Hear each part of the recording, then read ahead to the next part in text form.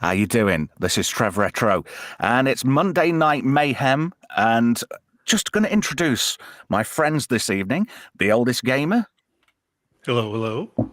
And how's the other side of the pond today, sir? It was a balmy 75 degrees today. Oh, what's that in I'm going to be English? frozen solid tonight. Oh, what does anybody know what that is in English? Gas Mark 3. Oh, well, spot on.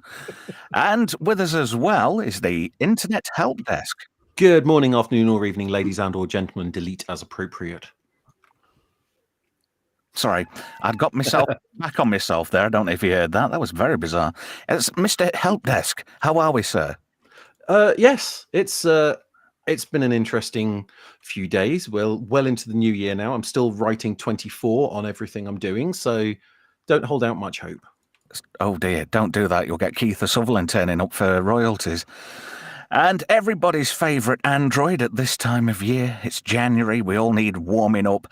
Z3PO. Hello, sir. Hello, Sailor. Oh. How are you? How's it all going down in Groovetown? And from north of the border, Mr. Brian Brew. Not Brian. Hello, sir. Good evening, chat. Good evening, Trev. How are we all? We're all right, I think. Glad to hear it, Trev. And not to make it a complete sausage fest, our very own Swappers has put a very nice avatar up for us tonight. Oh, what's Daisy doing? Oh, that's a bit of a saucy picture. Hello, Swappers. Yes, she's congratulating everyone on a happy new 2025. So obviously an image of optimism. Isn't it supposed to be like Blue Monday today or something, or is that another Monday of the month? I don't know. I like New Order. Yeah, they're not bad. Not as good as True Faith, but you know. I'd sooner have True Faith Tuesday. I think that would work out a bit better, don't you? Right. Before we go any further, hello, chat, and thank you to everybody who's watching, and thank you very much for putting your faith in us tonight.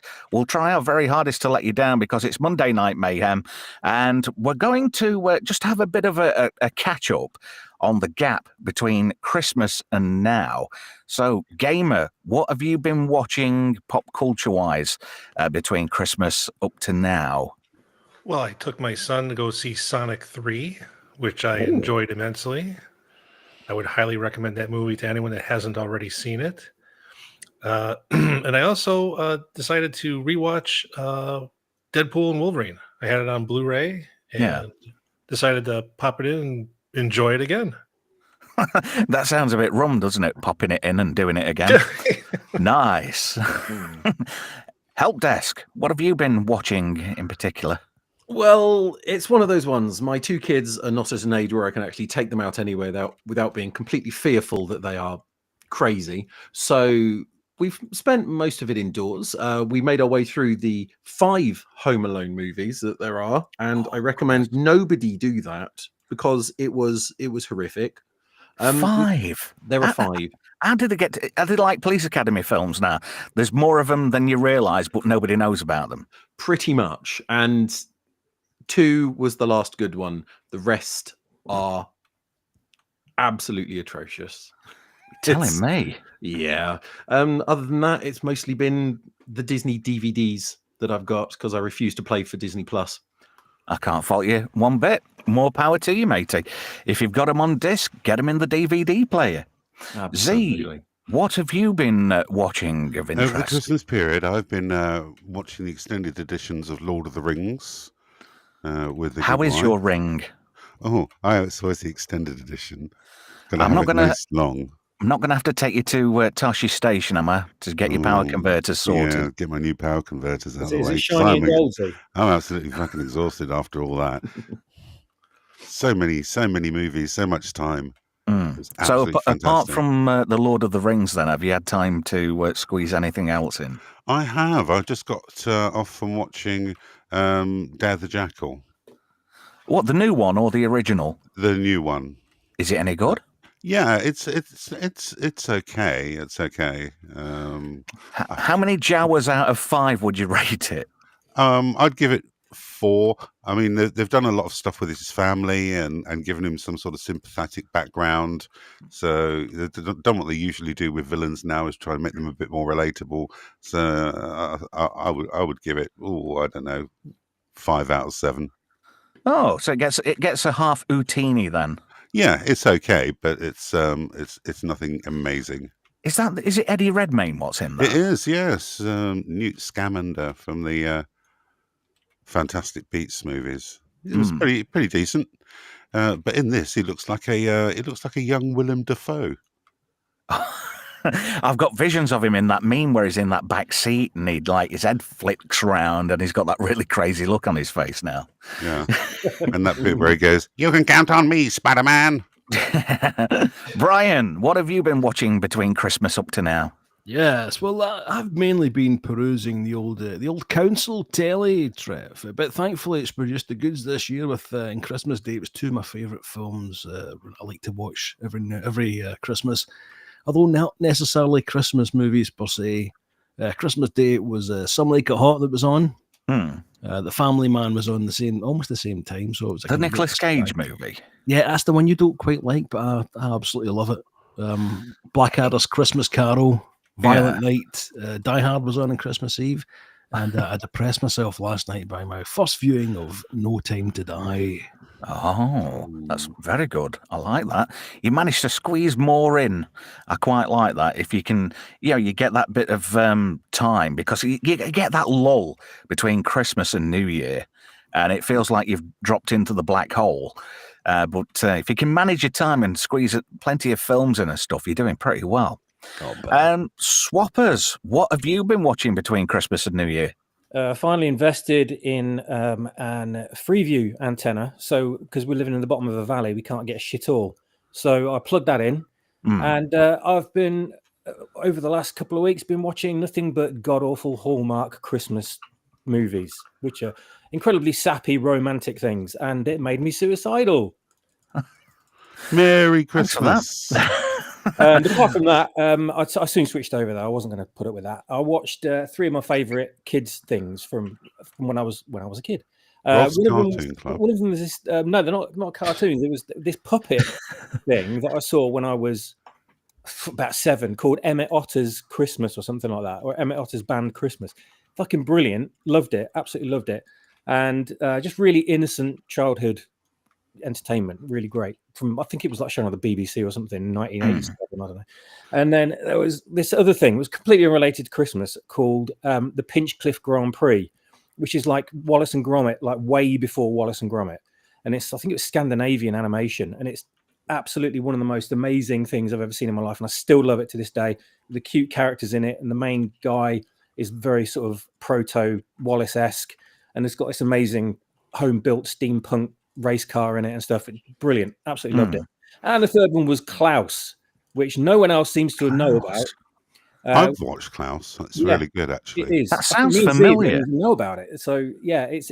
I think that might be I think it was a Netflix movie, isn't it? It is, yeah. CG animated, and it's just beautifully animated. The characters are all amazingly designed, and the story is incredibly heartfelt and genuine, and just one of the most amazing pieces of Christmas entertainment I've seen in a long, long time. And it's up there in my top 3 Christmas things ever. So if no one's seen it, and you're still in that kind of festive spirit, then watch it. I thoroughly recommend it.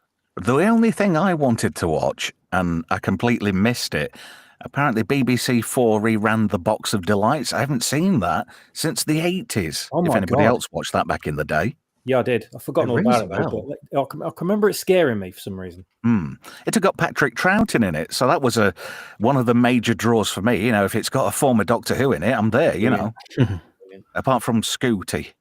Scooty Booty. I bet he likes a bit of booty, old Scooty, doesn't he? Yeah, he is. Let's have just a bit of a roundup of who's about in the chat tonight. Thank you to everybody, all 13 of you. We did have 14. One's noped out already. So thank you very much for that. Who's in the chat then? Oh, Andrew Broadbent. Yes, Trev, let's have some swearing and debauchery. I like the sound of that, but we'll take it nice and steady. Also in the chat tonight is the Hooded Man. Now then. Now then, indeed. Not quite sure what you're getting at there, but moving swiftly on, Annika.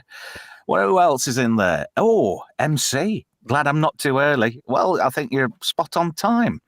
And not quite sure how to take this one. Bob Smith, 9866. Good luck on the new show, you ponce. Well, I'll take that, you know. That's not too bad. Just going back on to Klaus. Oh, I know Klaus, just not watched it yet. And apparently I think we've got Flav in the chat somewhere as well. Not quite sure. But thank you to everybody who's joined us in the chat. That's really kind of you.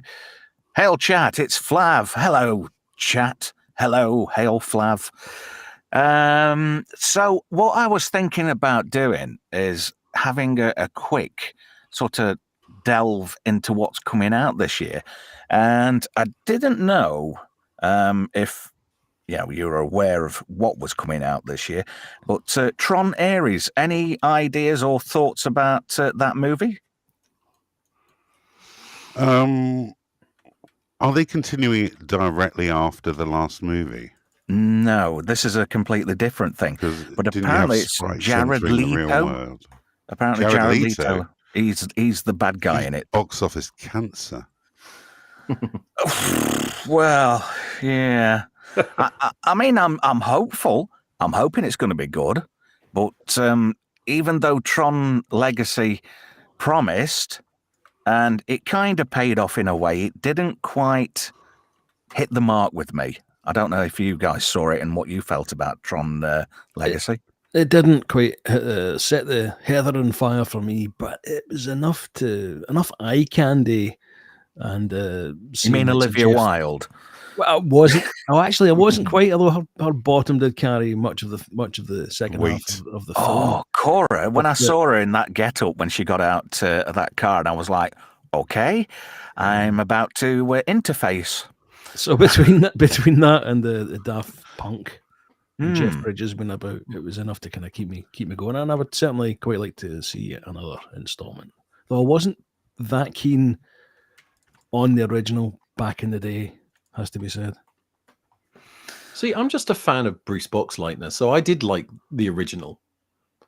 And Tron Legacy was good, but obviously I'm biased because I like the original. So it was, for me, it was average. But I wouldn't say no if it was on the screen in front of me. So maybe I'll look forward to it. And I'm going to agree with Al Rimu. Legacy looked nice, but the story was ridiculous. Yes, true it was. But Olivia Wilde, come on. Has anybody seen Better Living Through Chemistry? Because she's in that, and she's quite voracious in that. I've heard the album by the Chemical Brothers, but I've not seen the film. No. What about you, Gamer? What did you think to Tron Legacy if you saw it? I like Tron Legacy, but kind of what Helpdesk was saying, I'm a big Bruce Boxleitner fan. So that may skew me a little on enjoying that film, whether I otherwise might not. I thought for what parts on screen he did play, he did them really well, considering his age. And as Alan Bradley, it's like he'd never stopped playing Alan Bradley. It was like Buff, he was in it, it was straight in there. So I think he's a very good actor. But am I being a bit prejudiced because I'm a big John Sheridan fan? I think there's a lot of bias in that because I'm a John Sheridan fan too. I almost wish that there was I don't want to say a larger role for Bruce Boxleitner, but maybe I am. There was talk. Sorry, I expected more going to see it. Maybe that's where I'm biased, that I went to see it because I expected he would be in the film more. I wasn't disappointed having seen it. The first film's obviously better. Oh yeah, by a light year, no pun.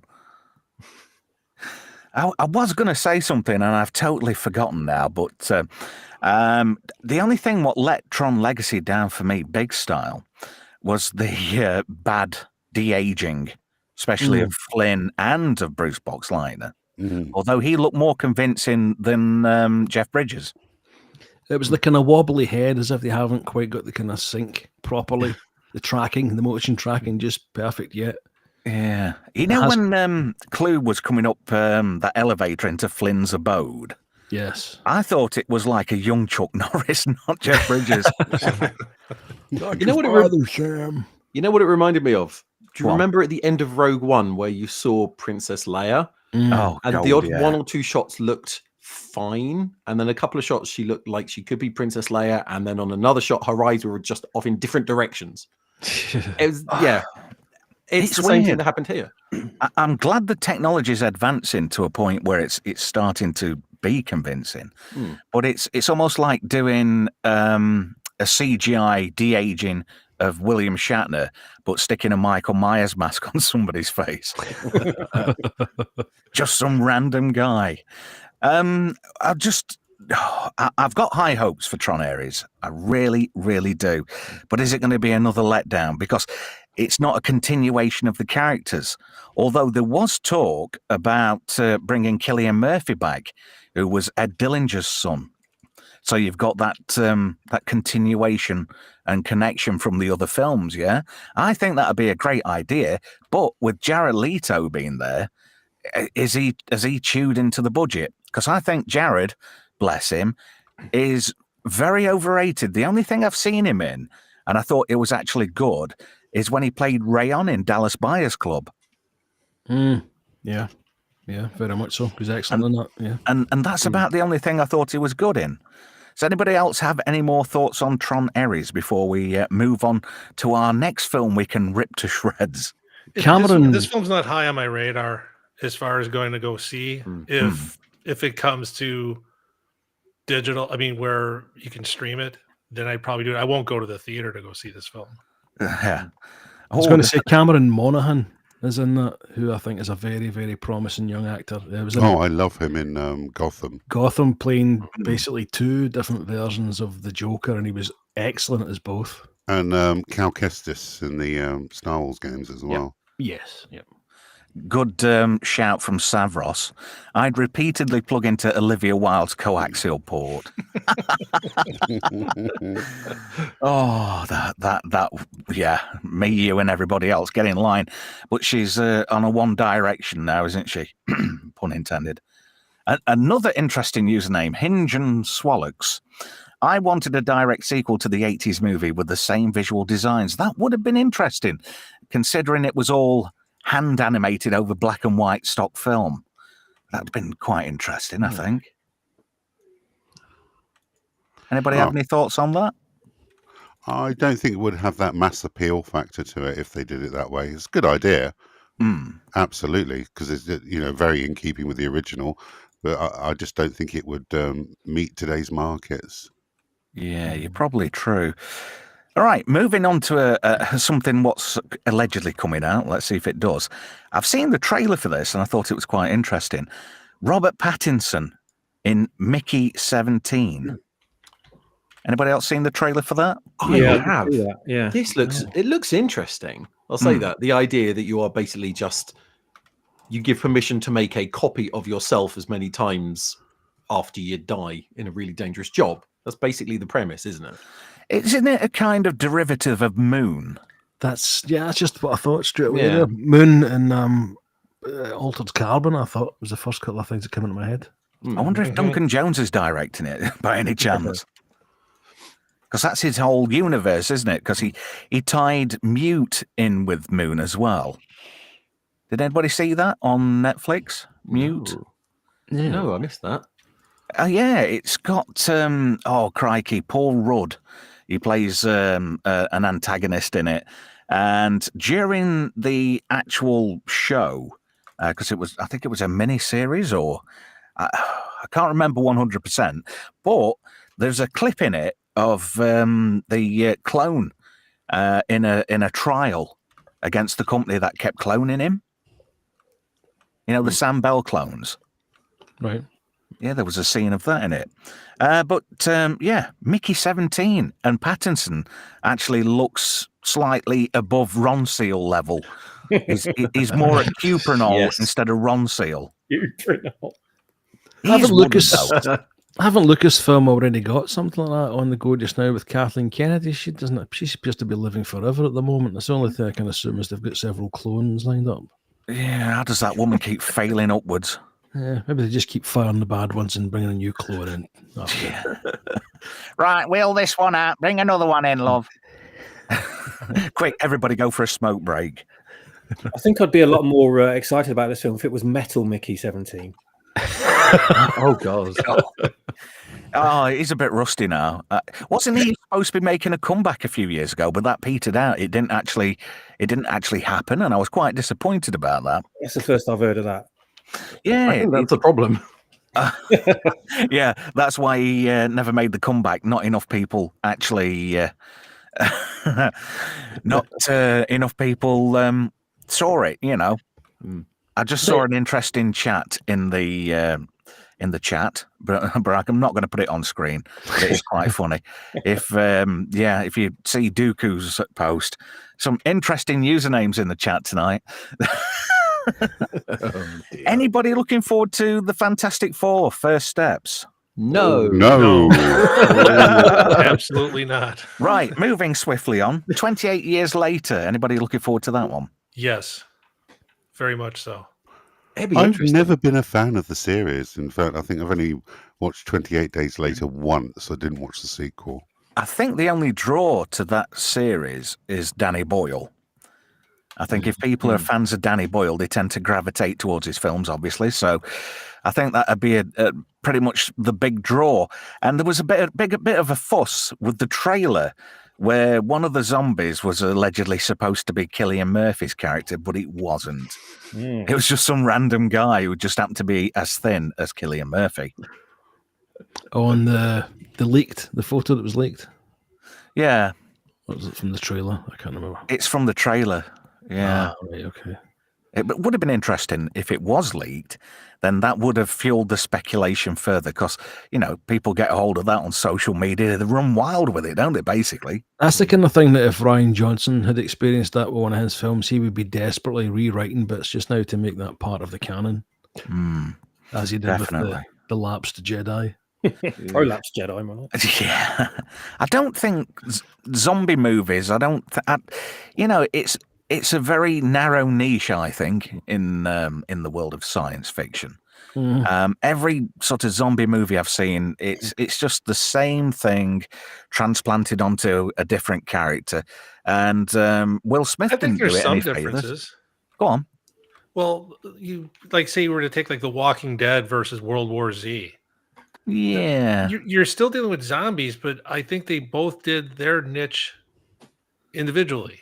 Without giving away too much from the film, dealing with how Israel deals with it and the North Koreans deal with it in World War Z, and ultimately trying to deal with the zombies versus the long form of The Walking Dead. I know there's people that gave up on The Walking Dead. I've actually watched every single season, including the spinoffs. Some of them are weaker than others, but I think it's not as niche as you might think. Now that said, this 28 years later appeals to me because of the zombie thing. But having seen 28 Days, I think the film, it's something I'm actually anticipating. I didn't know it was coming out. Then I saw the list for this year and then I saw the trailer. I'm like, no, I'll go see this. And having seen Cillian Murphy in, what was the movie from last year? Oppenheimer. Yeah. I actually really enjoyed that film. So I'm interested to see, this film. And, it could be a letdown, but it unlike last year where I only had 2 films on my plate for the entire year, the last one we discussed and this one are at least 2 that are on my plate ahead of my other films I'm anticipating for this year. So no, I'll see this film.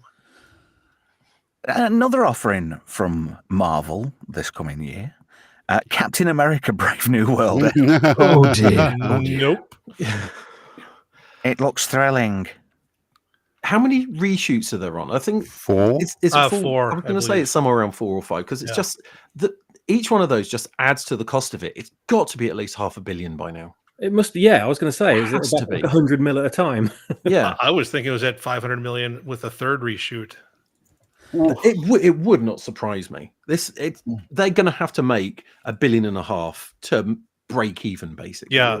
This- Well, this I was ne- at 1.2 billion with the third reshoot, and now Yeah. with them doing this fourth one. Yeah, I don't know how this movie makes a profit, because what you're now getting is into Deadpool and Wolverine numbers, albeit not with a rated R film. I don't believe anyone believes for a second that this film is going to make $1.5 billion.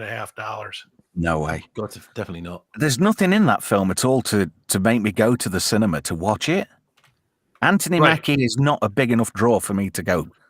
Anthony Mackie had a great character in He did. Falcon. If they just did a movie of Falcon and the Winter Soldier, or Yeah. gave Bucky the shield, and Mhm. he was That's Captain how America. it should have ended. Bucky, Then- when Sam Yeah. gave the shield away, Bucky should have taken it after they fought the fake Captain America. What's his name? Absolutely. It just baffled me when he gave it to Sam.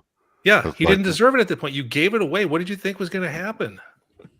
What the hell? You sacrificed your entire career as a hero to defend Bucky, Right. and So then stupid. you give it to this guy you just met while you were out running. Hello, random stranger. Why don't you take this off me? Oh, yeah. Oh, cheers, Oh, mate. all right. Thanks. I'll- Thanks I very I'll much. take think there's it. other. You could have took it to a scrapyard and weighed it in. I was How going to say much there's for other this? problems with the upcoming film too. It doesn't have any believability. Just from the trailers, Sam fighting off two guys with no superpowers, but no, I've got this. And then with the Red Hulk punching him, I'm sorry, Oh, that would turn not- him to mush. He'd be jam. Yeah. Yeah. He'd be in a jar of Robertsons the next morning, wouldn't he? Yeah. Robinsons, even. What do you think to Red Hulk, though? Necessary or not? Not really. It's just No. we haven't had any good Green Hulk. True. Not for a long Ever. time. So why are we getting on to Red Hulk? Are we going to get the full spectrum of the rainbow? I'll wait for purple and pink Hulk and yellow Pink Hulk. throbbing Hulk. Sorry, Hulk it's- smash. it's an old joke from ages ago. It's sort of like an interior designer who hates seeing postmodernism, so he gets very big and pink. That's where Pink Hulk comes from. I'd watch that. That was a long time ago. But no, I think this movie is going to do incredibly badly. I'm placing bet because there are going to be people that see it because it says Captain America. So I'm reckoning 300 million. That's Wow. my bet. What? Total box office? Total box office 300. Oh, They've- that's they- going to hurt. They've offended everybody who would watch the movie. Yeah. That's their problem. And when you start to put political things in, you instantly Yeah. isolate half of the people who would watch your movie because they suddenly don't want to see it. Yeah, that is weird. Why incorporate elements that they know are going to turn people away? Yeah. And you always get that odd interview with the writer or director that goes, "Oh, this is a Trump allegory." Yeah, that'll be the next thing. It'll all be Orange Man bad again, and all that the kind of Red malarkey. Hulk bad. The last thing I can think of that had a Trump allegory and was one of Jodie Whittaker's Doctor Who episodes. They had an American guy in it who was a blatant Trump allegory.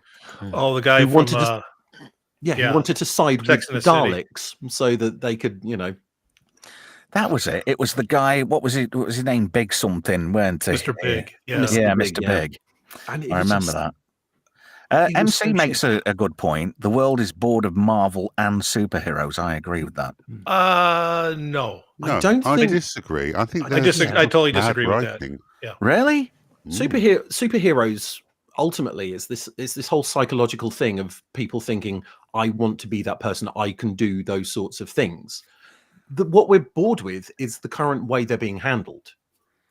Yeah, but don't you think that the Marvel universe has kind of diluted the appeal of going to the cinema to see these superheroes? Well, no, because of all the characters that they brought in that nobody cares about. And I'm not a comic book expert, but all the the post 2015 comics seems to be the baseline of the nonsense. Creating the Marvels, nobody wanted that. So you killed Tony Stark. Captain America's still alive, but you're not creative enough in your writing to actually bring him back, although allegedly they were considering it. Then you throw a bunch of TV shows at us that nobody wanted. Now, I watched WandaVision. WandaVision was a letdown. It didn't go it the was. direction I wanted. Falcon and the Winter Soldier, like we just said, I expected Bucky to get the shield. So, notwithstanding the girl boss in the film, I was going to let that go, or in the series, I was going to let that go because I figured out the payoff was Bucky was going to be Captain America. We don't get that because the show had the Captain America and the Winter Soldier feel to it, that was kind of where they were going. But then you kind of get the rope-a-dope. Oh, no, Sam's going to be Cap now. And now we've got this vibranium outfit that looks absolutely absurd. And the political garbage that's thrown at you, you see it in a lot of the shows. She-Hulk, nobody asked for. And you made Mark Ruffalo just the worst. The Spider-Man movie was good. I saw that. But then you go to Doctor Strange. Doctor Strange wasn't bad, but it wasn't good. You didn't need America Chavez. What you're talking about wasn't bad. Your plot device. Cucumber Patch isn't a big draw for me as an actor. No. And so if Disney hadn't done what they did with Marvel in phases 4 and 5, you could probably get away with the upcoming Avengers film. But you've so crushed anyone that cares anymore. And I can only use myself and my son as an example. So you're talking about two different generations. We're not interested at all. But when Deadpool and Wolverine came out, we went the Tuesday after the film opened, and kind of like with Sonic, we went the Friday that it opened. So there are, just using it as an example, that we are willing to go see films, and we're willing to go see superhero films. And I would actually, if the theaters weren't so crowded, would have seen Deadpool and Wolverine a second time in the theater, which I haven't done in years. But if you're going to keep putting, Captain Falcon at me and other films like that I don't care about, then I'm not going to go. And I think that carries over to DC, that you don't know what James Gunn's going to do, but I would probably go see a decent Superman film or Batman film if I thought it was actually good. Do you know, why do you think Marvel and Disney as a whole aren't listening to paying audiences? What is it that they think they've got right? Obviously, they're not, because they've had so many bad films over the last, crikey, how long? Yeah.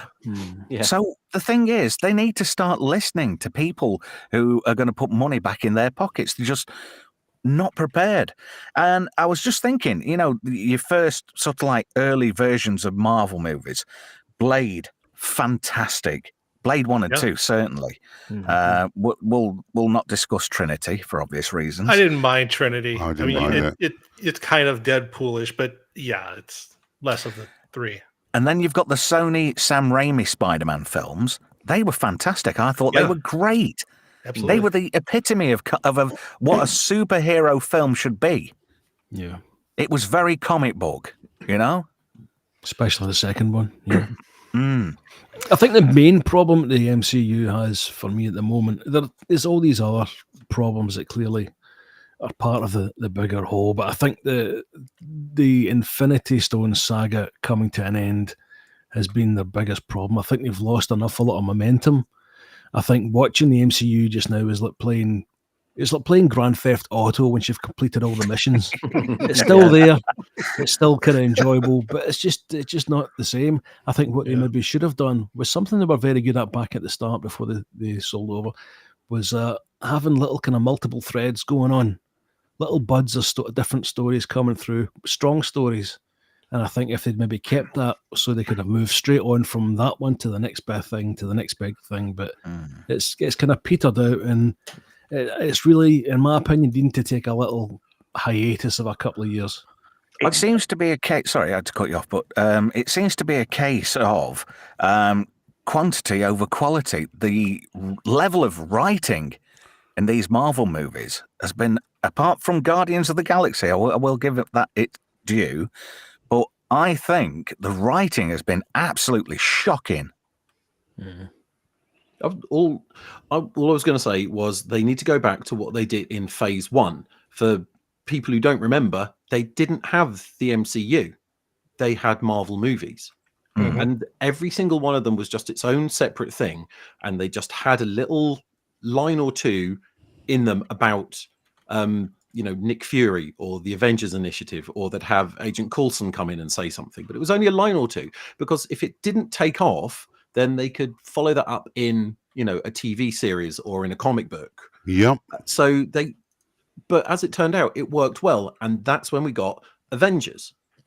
If you go back to the start of MCU phase 1, these characters were relatively unknown by the majority of the world. They weren't household names. The last time you saw sort of like Captain America was the 80s movie. The last time you saw Thor was the Avengers in the 70s, but then other than that, not really. I think there was a cartoon. But anyway, the point is, the characters are all B-list characters because the main characters have been sold off to Sony so that Marvel Studios had money. So they lost X-Men, they lost, Fantastic Four and Spider-Man. Yeah, so that they lost all of that. So they had to go with what they had. That is what they need to do now. They need to put it on hiatus for a bit and then start again with just movies, not a universe. Swappers, what do you think? I just miss Nicholas Hammond. I've noticed that's come up in the chat. And, I saw that. I don't think anyone will beat him, to be honest with you, and it's quite depressing. I thought that was a TV series, but over here it was shown as a small feature film, and I thought that was really good. I bloody loved it. I absolutely watched it at the cinema. Did you? Oh, I didn't know it was out in the cinema. No, I didn't. Spider-Man Strikes Back, and I forget what the third one was called. Yeah, it's cheesy as hell, but it's so much fun, though. I loved it when he went against those guys with the massive bamboo canes and they whacked his legs. I think it was a mistake that they left in. I'm not sure. Yeah, but his spider sense were going crazy, and he's like, "Oh, hang on a minute, I'll just walk into here. Oh, look, there's some fat blokes with bamboos. They're going to beat me senseless." Just to wrap up on this Marvel bit, just one question. When it comes to Nick Fury's, Samuel L. Jackson or David Hasselhoff? Hasselhoff. Did anybody see that? Nick Cage, Nick Fury, agent of S.H.I.E.L.D., was it? S.H.I.E.L.D. I did see it. I specifically went out to find it because I wanted to. It's really not very good, but it is actually worth watching. It's cheese, but it is just so much fun. It's brilliant. You really and do it's need to see it if you Hasselhoff. haven't. Yeah. He chews the scenery perfectly. Anybody else have any thoughts on the Marvel movie before we go forward? Well, if they really want to generate some success, go back to the original popular graphic novels. But they've got this insistence on introducing these Z-list heroes that nobody gives a flying fuck about, like Ms. Marvel, and adapting storylines that didn't sell any money. Well, you make a very, very valid point there. Right, I'm going to say two names now for our next upcoming film of 2025. David Corenswet and James Gunn. Your thoughts on the new Superman, the upcoming Superman? Oh, God. I'm already meh. Do we believe the leaks that have come out from people who have seen the movie? Go on. You recap? Fill in the gaps, please. I have seen a few that have come out. I think, although whilst not reliable, Doomcock has also talked about it, where they've said it's not particularly good. Other internet channels are available. Many other internet channels are available. Some more reliable than others, admittedly. But if that's true, I want a good Superman movie. I really do. And I've noticed David Corenswet. Is that how we pronounce his name this week? Yes. Have you noticed he looks like a young, angry Nathan Fillion? But with less personality. And Nicholas Holt's going to be in it as Lex Luthor. Come on, that's just terrible. Yeah, I think Nicholas Holt's a bit young for that, and I'm also not a fan of the Clark Kent hairstyle, which looks floppy.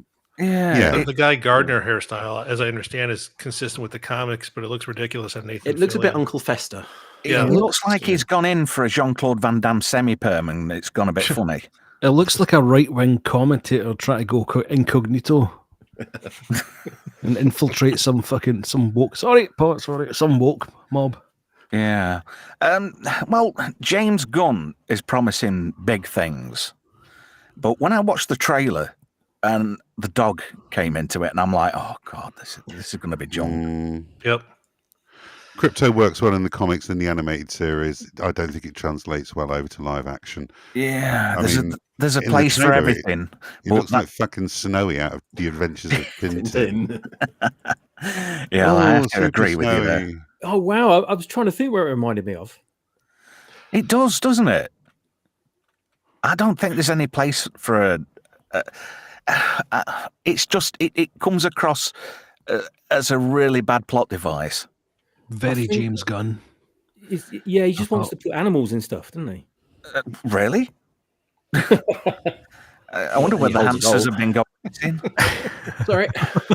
Is that how DC got him over there? Yeah, Marvel didn't want to after his admission. They didn't want to employ him anymore. So obviously DC got lower standards. I feared the worst definitely. when James Gunn was announced. I think he can be very funny in a very narrow window if it's given a certain specific type of assignment. Guardians of the Galaxy, the first one, clearly was very, very good. I didn't think he would be a very good fit for DC Universe at all. Well, apparently he's put himself forward as the next big thing. He's going to be the be-all and end-all of DC. Can you put yourself forward for things like that? I thought other people have to sort of like say, "Wow, you're good." We'll say you're the next big thing. I might as well just sit here and just say, "I'm going to be the next Prime Minister of the UK." Then he's so used to putting his family members through for things he maybe just signed his own name by accident or something. Yeah, I bet his brother's in it. Yeah, and I don't have to look at IMDb for that for a guess. I'll be very surprised if Michael Rooker's not in it as well. Yeah, that's a good point.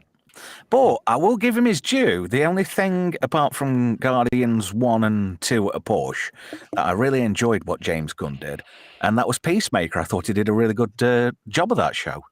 I killed it. Jury's out. I liked it. I thought it was horribly violent and very enjoyable. It was needlessly gratuitous in places, but that was the appeal of it, I guess. Swappers, what we were saying, mate?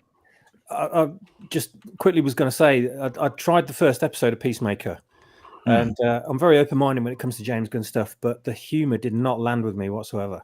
Really?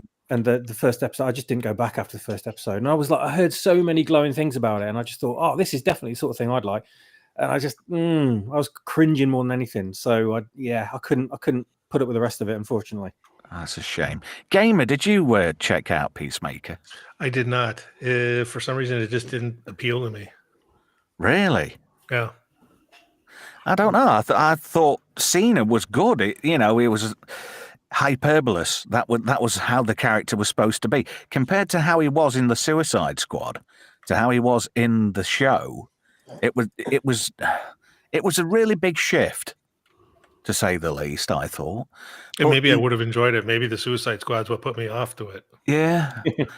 I really wanted to like Suicide Squad. I really did.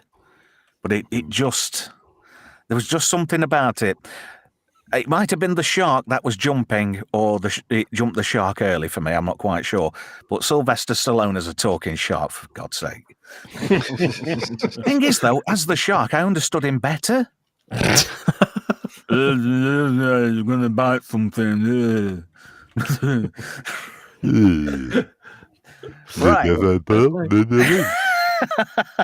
that because the King Shark didn't have a drooping bottom lip? Didn't need it. Just as well, Rennie's not here, she'd be going crazy at this. You'll still on. Does she? We're not saying we dislike Stallone, just in case she watches this on the re-rub. We're not saying we don't like Stallone. It's just enjoy ripping the Mickey out of him even more than. He was good in Rambo 3. That was a believable performance.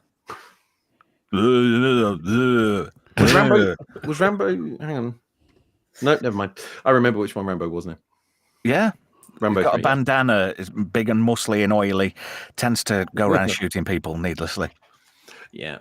I loved, the only thing I liked about Rambo 3 was the guy, what was his name? He was actually French, who played the base commander, who was flying that big helicopter, and he's like, "Who is this bastard John Rambo who tried to kill me?" That was great. Was it Mark de Jong? It might be, actually. Yeah. It was quite good in that. I think it came out when I was about 14 or something, that film. Yeah. Because me and my mates were like really into our military stuff at the time, military movies and action movies and that. And then we loved the First Blood, and we loved Rambo, the first sequel. And then Rambo 3, inexplicably titled, came out, and we were too young to go see it at the cinema, so ended up renting it. We watched it at home, really rubbing our fingers together, going, "Oh yeah, this is going to be great, more Rambo." And then the opening shot of when he ties his headband, he's in like that sort of that kind of duel thing, isn't he? That combat scenario at the start of the movie, and you don't see him at first. You see the back of his head, and he's tying a red bandana around his head, and he just turns around and stares at the camera, and he's got that look on his face as if he's just been like smashed three rounds in the ring by Apollo Creed. And what ring? Just staring at the camera. Well, yeah, exactly. And just staring at the camera as if to say, "Oh, I'm Rambo, I'm back." But he doesn't say a damn thing. And we just pissed ourselves laughing just at his face, as if to say, like, "It's Rambo," because he just ties his bandana and turns around. And we just, the cringe.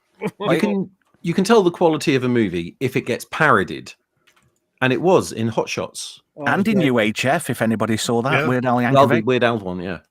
But I had to watch UHF again. It was so bad. That is a great film. I expected a bit of more of a response from you, Z, when I said the word ring. I'm not going to automatically react to every single euphemism that you throw out there, Trev. Oh, well, it's a shame. You're calming down. I like that. Anyway, moving swiftly on. Did anybody see Megan or M3 Gan? Well, oh god, its sequel's out next year, isn't it? Sequel's coming out this year, apparently. Oh, 2025. Yeah, that is this year, isn't it? Damn it. That's the right in 2024.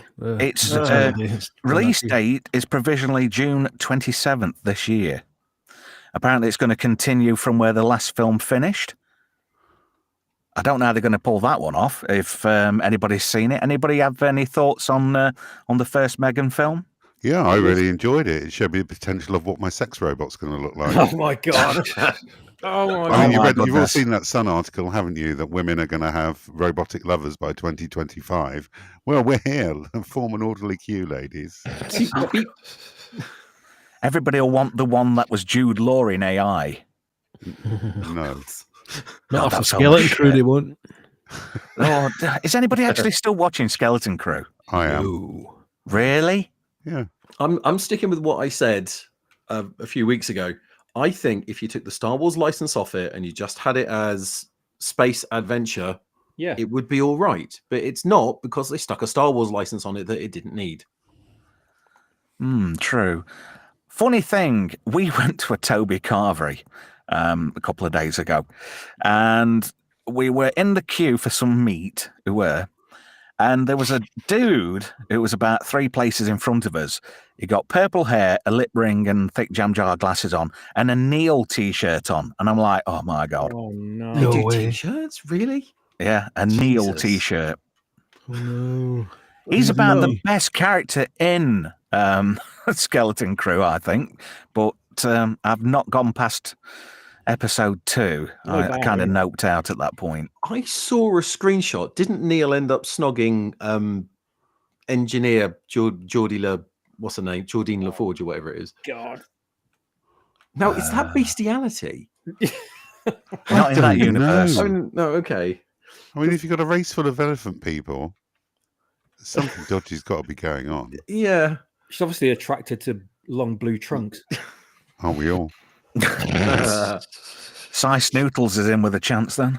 Oh. So just going back onto the original Megan then. Max Rebo was the blue elephant. Yeah. Cy Snootles was the little thing. I thought the little guy playing the keyboard, the little fat blue tack elephant thing. That's Max Rebo. Yeah. All right, okay, stand corrected. It's apparently not the same species, though. Yeah, there is a quite a difference. 25%. 25%. Are they still playing that card in Hollywood? Sorry, Steve, I cut you off there. That's all right. 25% different Rebo means that they don't have to pay any royalties at all to George. Ah. But is that a real thing? I thought Jim Cock just kind of read that on Reddit somewhere. No, I've always thought that'd be the case as well. Because he is the creator, he certainly should get a kickback. Right. I know it's true for, actual products. Like if you're making a product that's a copy of another product, you have to alter it enough so it's not the same. Because they did that in Poundland with the fake Toblerones, which is why they had to change them to Twin Peaks and have the points going off in different directions.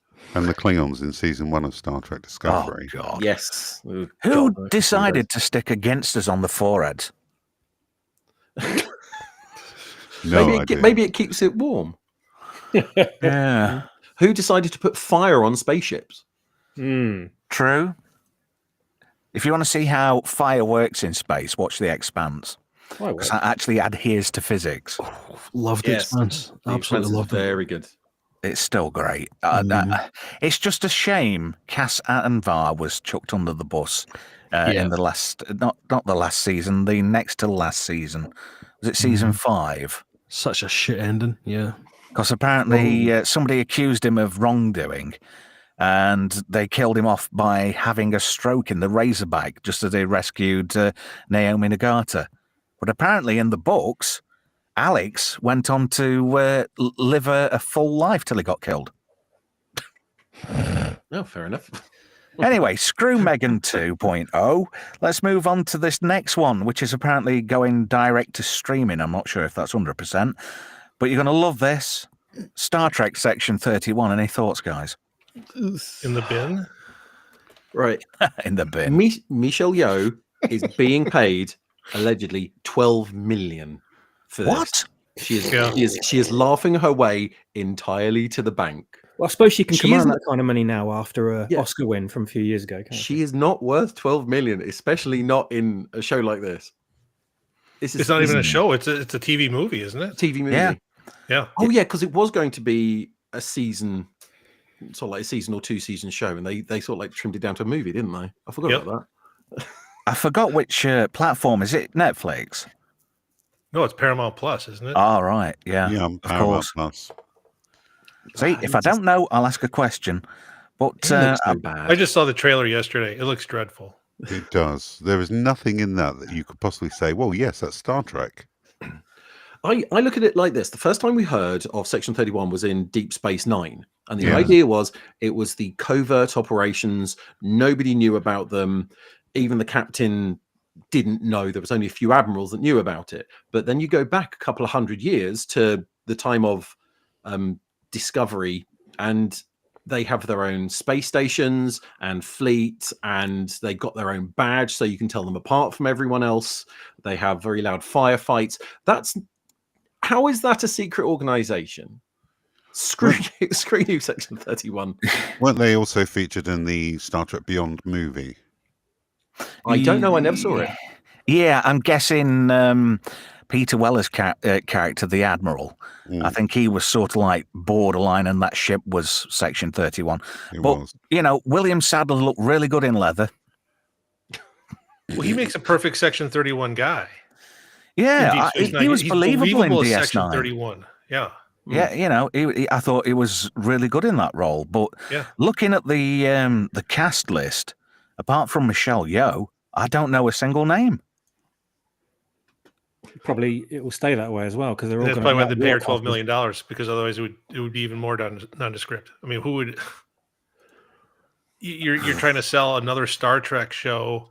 The only way you're going to get it, I mean, is what the plot device is, what they stole her from the mirror universe, and that's going to be like the whole basis for Section 31. Well, I can't pronounce the name of the director. Is it Alatunde? Olatunde Asunsanmi, I think. Yeah, who's actually made nothing of note. But what put me off more than anything is the fact that in the writing credits it says Brian Fuller and Alex Kurtzman. So that's enough to put me off straight away. God, that man needs striking down by lightning. Dear baby Jeebus, up in Devon, please strike your thunderous anger down on Alex Kurtzman, please. He has been an absolute bloody blight on Star Trek, and I'm hoping with the sale of Paramount, something gets done about it. Somebody comes in who's actually passionate about Star Trek. You'd hope. I don't think it will, though. Well, we got Terry Matalas in season 3 of Picard. That was a good attempt. Surely, from the fan feedback that they got from that series, they would have taken a different direction and gone, hang on a moment, people actually like this. Why don't we capitalize on the things they like and make a series based on that? But no, not at all. And I would have loved to seen the viewership numbers from Paramount Plus on season 2 of Picard versus season 3. Because I watched all of season 3 and I didn't watch a single episode from season 2. That can't be a one-off. There have to be a lot of people like myself that were Star Trek fans that took a pass and then was like, oh, well, okay, I'm going to watch this. I took a hard pass on season 1 and 2 because they were just badly written. And I think that is partially down to, what's his face? I can't get his name out now. William Patrick Stewart, that's it. I think he was given a bit of creative freedom, wasn't he, in the writer's room?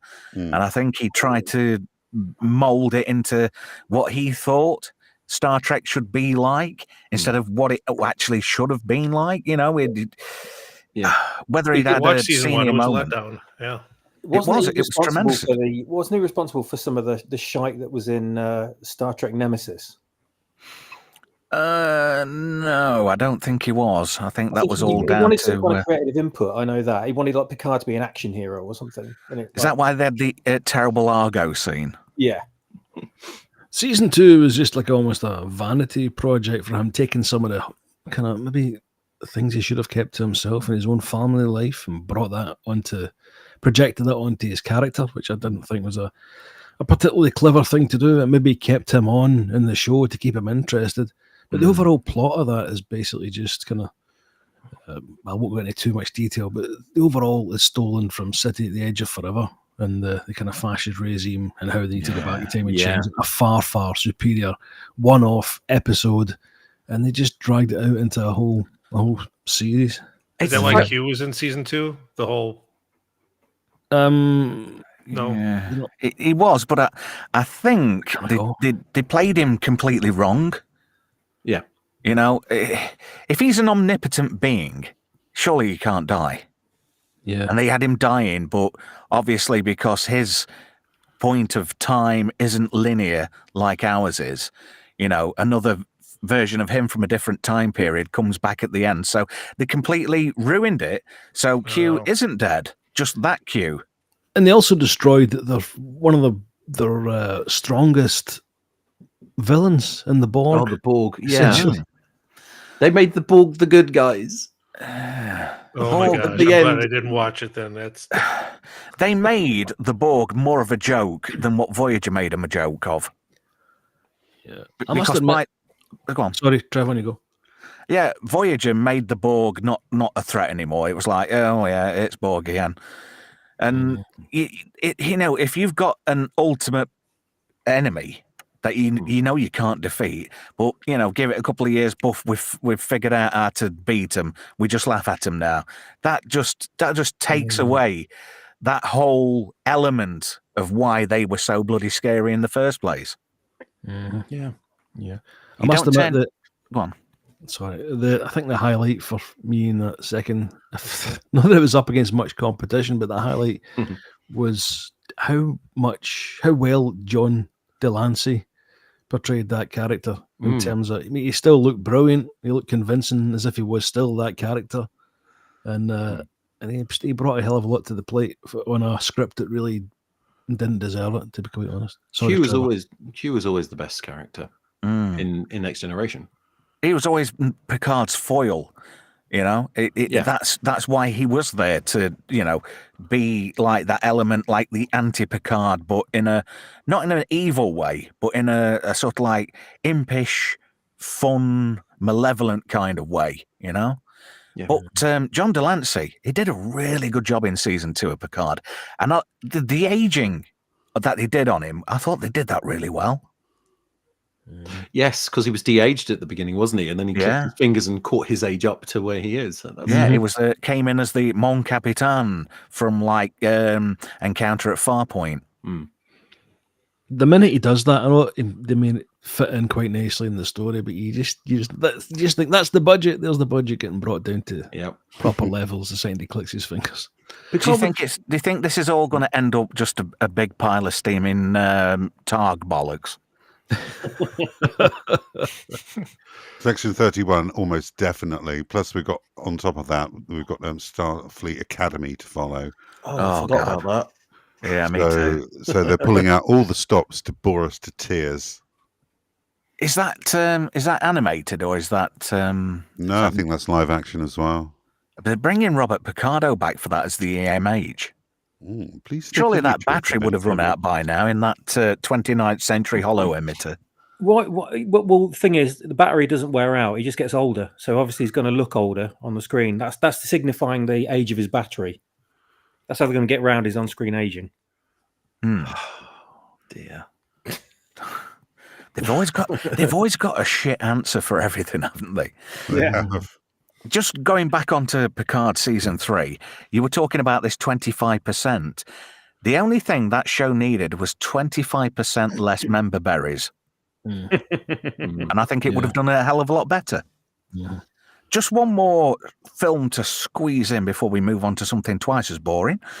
This coming Christmas, even though we've just had Christmas, apparently the big thing at Christmas 2025 is going to be Avatar: Fire and Ash. Anybody looking forward to another Avatar movie? I haven't seen the last one. Have you not? I haven't seen the last one yet either. Boring as fuck. Jeebus. Avatar suffers from a problem that it's very beautiful and it's an experience, and then it leaves no lasting memory whatsoever. You know, you have movies, you can quote lines from them and you can hum music from them. If I say Star Trek or Star Wars, you'll be able to quote almost the whole thing to me. Hum any of the music from Avatar.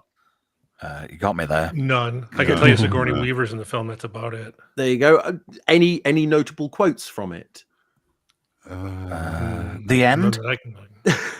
That's the problem. There's been 2 Avatar movies now. They how much have they cost? Sort of like a couple, 600 million or something each. It's something and probably the ridiculous. rest. Yeah. Is this just a hubris project for James Cameron? I think, isn't it 5 movies he wants to make? 5 Avatar. You are kidding. No. I'm pretty sure it's 5 movies. I was praying this was going to be it. No. But no, it's like Lord of the Rings, or not Lord of the Rings, the Amazon series. They're going to do it just because they can. Yeah. And that's it. Rings of and power. But it does look beautiful. It uses sort of like high-end tech to make the vistas look absolutely amazing. But that's it. It's yeah. Wasn't the second film preachy too? I mean, I didn't go see it, but people said it was kind of preachy. I don't know. I can't remember.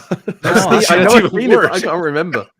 I am struggling to remember. I know they brought that bad guy, that colonel, from the first one back. Yep.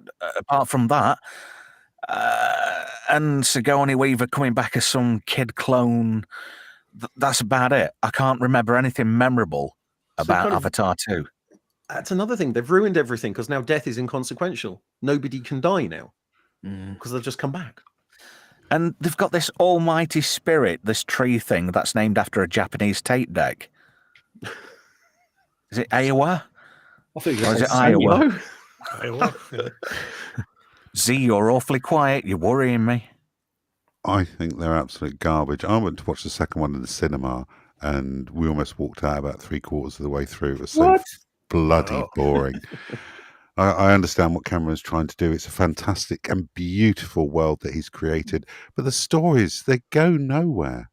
They're absolutely terrible. And he's starting off with the he did Earth in the first movie, and you got water in the second movie, and the third movie is going to be fire.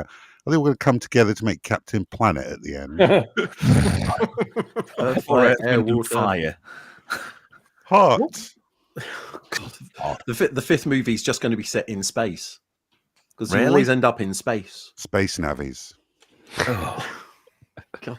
Nerves in space.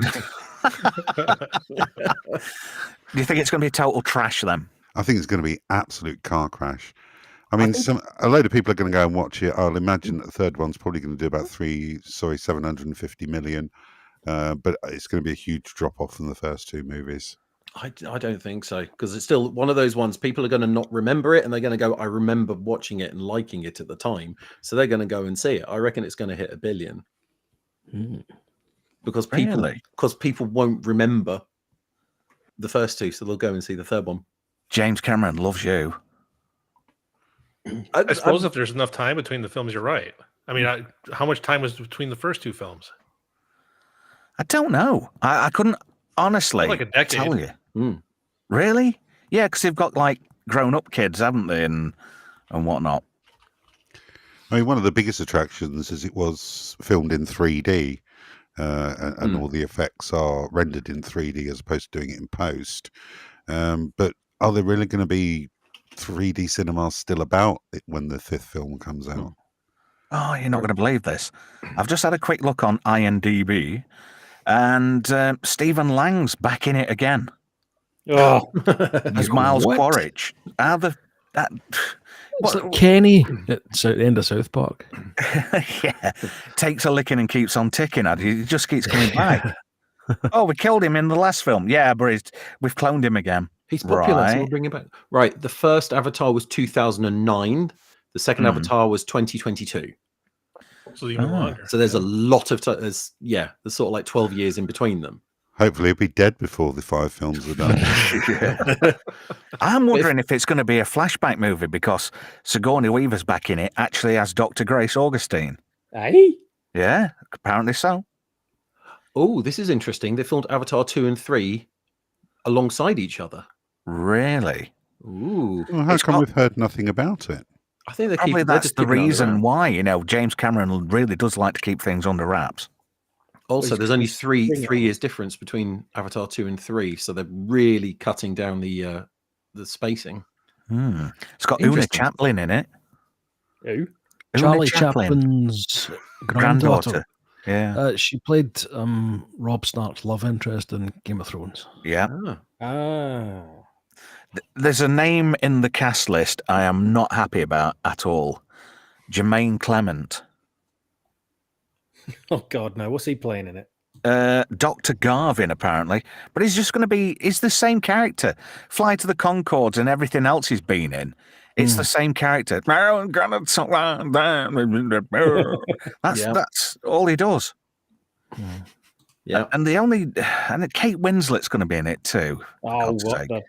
Kate What fucking Titanic? Then can we get what's his face in there? What, Leonardo DiCaprio? DiCaprio. Yeah. You just reminded me that I saw a very, very good meme, and I'm just going to try and find it now. And lo and behold, because I want it, I can't bloody find it. But it was actually, it was related to, oh God, I can't get my words out, but I found it now.